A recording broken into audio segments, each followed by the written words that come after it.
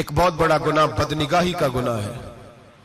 آپ کو پتہ ہے ہمارے ملک کے اندر بدکاری، زنا اور بے حیائی کی شرح کتنی بڑھتی جا رہی ہے، کس قدر بڑھتی جا رہی ہے.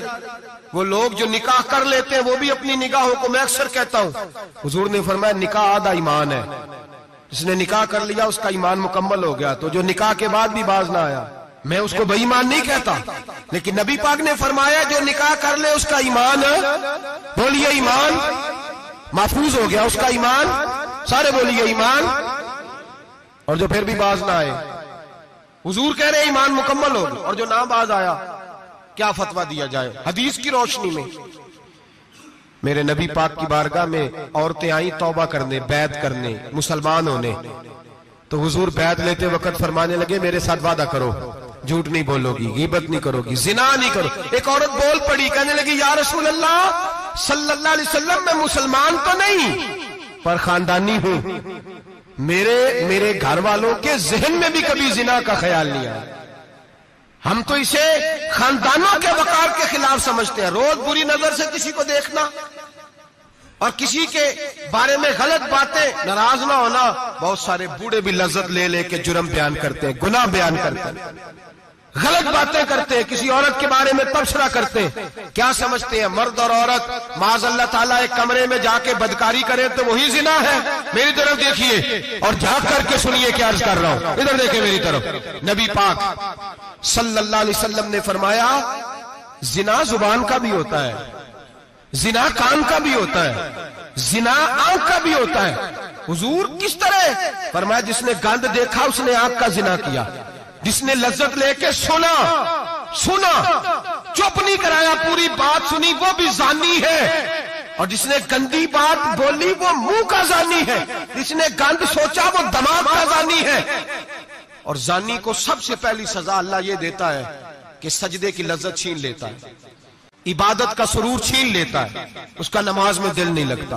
قرآن میں سب سے پہلی سزا اسے اللہ اپنے دروازے سے دور کر دیتا ہے. بھائیو آج ہمارے سجدے بے کیف ہیں، آج لوگ غلط جگہ پہ گھنٹوں بیٹھے رہتے ہیں. مسجدوں میں لوگوں کے دلوں کو گھبراہٹ ہوتی ہے، لوگ بھاگتے ہیں. میرے نبی پاک نے فرمایا تو نظر کو پاک کر لے، اللہ تیری عبادت میں لذت پیدا فرما دے گا.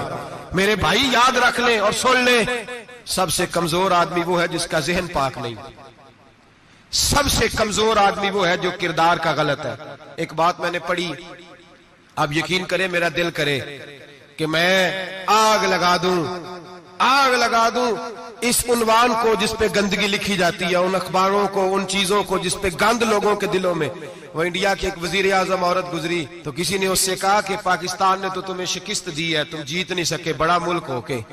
کہنے لگی کوئی بات نہیں، تھوڑا وقت ٹھہر جاؤ، ہم ان پر تہذیبی یلغار کریں گے، ان کے گھروں میں ننگا ناچ کریں گے، یہ گندی تصویریں دیکھیں گے، یہ گند میں الجھ جائیں گے.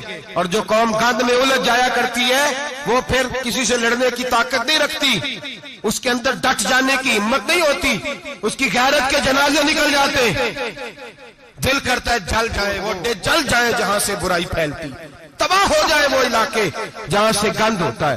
لوگ گند کی کمائی کھاتے ہیں، گند کی. ایکٹروں کے ساتھ کھڑے ہو کے فوٹویں کھچاتے ہیں اور گناہ پہ فخر کرتے ہیں. اور گندے لوگ کہتے ہیں اللہ کا فضل ہے ہم گند پھیلا رہے ہیں، ثم معاذ اللہ. لوگ گناہ پہ فخر کرتے ہیں چوکوں چوراہوں میں. محمد بن قاسم آئے ہندوستان پہ راجہ دہر کے مقابلے میں، نوجوان میری طرف دیکھیں اور صحیح ہو کے بیٹھے، خاصے صحیح ہو کے بیٹھے، تقریر نہیں کر رہا، جذبات کا. میرے جذبات سنیں، دل کے پھپولے جل رہے ہیں سینے کے داغ سے. اللہ کی قسم روح کی گہرائی سے بات کر رہا ہوں، وہ بات کر رہا ہوں جو سینہ کہہ رہا ہے کہ پھٹ جائے اور کہنا نہ پڑے. قرآن و حدیث پڑھتے ہیں اور پھر اپنا حال دیکھتے ہیں تو لگتا یہ ہے کہ عذاب قریب آ گیا ہے، لگتا ہے زمین پھٹنے والی ہے، آسمان گرنے والا، لگتا ہے قریب آ گیا ہے سارا کچھ. سمجھے کیا عرض کر یہ بات اگر آپ سمجھ گئے تو قیمت وصول ہو گئی. اس کو سمجھ گئے تو سمجھ لیں آپ کے مزاج کے اندر اللہ نے تبدیلی پیدا کر دی. محمد بن قاسم 18 سال کا جوان، ایک عورت کی عزت پر راجہ دہر ہندو نے حملہ کیا، محمد بن قاسم بچانے آئے. جب ہندوستان آئے فوج تھوڑی تھی، علاقہ تھوڑا تھا. راجہ دہر کی فوج بہت زیادہ، اور پھر اپنا عرب چھوڑ کے یہاں آ کے ہندوستان میں اس کے علاقے میں اس پہ حملہ کرنا، حالات خراب تھے۔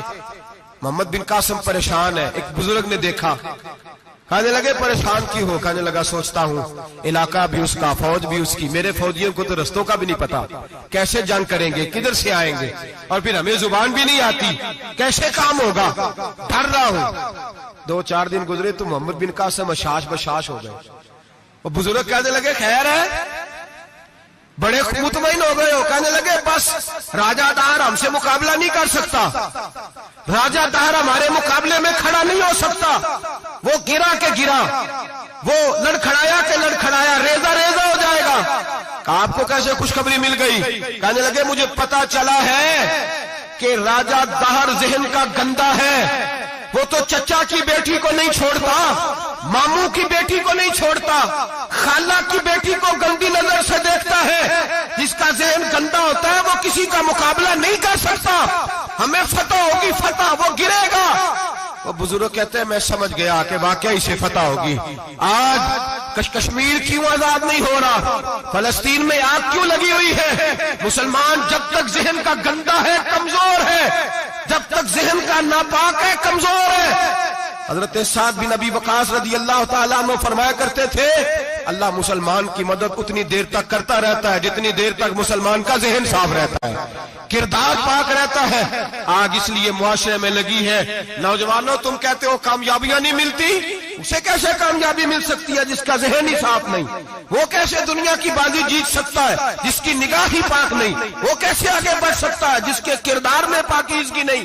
اپنے آپ کو پاک کر لو، اللہ ہر مشکل میں تمہاری مدد فرمائے گا، ہر رستے میں تمہاری مدد فرمائے گا۔ اور میں نے کہا جب آدمی ناپاک ہوتا ہے تو رب کریم اس سے عبادت کی لذت چھین لیتا ہے، اور اللہ کی سب سے بڑی سزا یہ ہے کہ کسی کو سجدہ نہ لمبا کرنا دے۔ رب کریم سب سے زیادہ اس سے ناراض ہے جس کو قرآن پاک کے کھولنے کی توفیق نہ ہو۔ سب سے زیادہ رب کریم اس شخص سے ناراض ہے جو اللہ کی بارگاہ میں جھکنے کی لذت چھوڑ جائے۔ میرے نبی پاک سید عالم علیہ السلام کے صحابہ لمبی عبادتیں کرتے تھے، لمبی۔ کسی نے کہا تھا روم کے بادشاہ تھے کہ یہ مسلمان فاتح کیوں ہو جاتے ہیں؟ تو اس نے کہا میں نے مولا علی کے زمانے میں جاسوسی کرائی تھی، پتا کیا تھا کہ ہر میدان میں کامیاب کیوں ہوتے ہیں۔ تو کہتے ہیں میں نے دیکھا یہ دن کے مجاہد ہوتے ہیں پر رات کے عابد ہوتے ہیں۔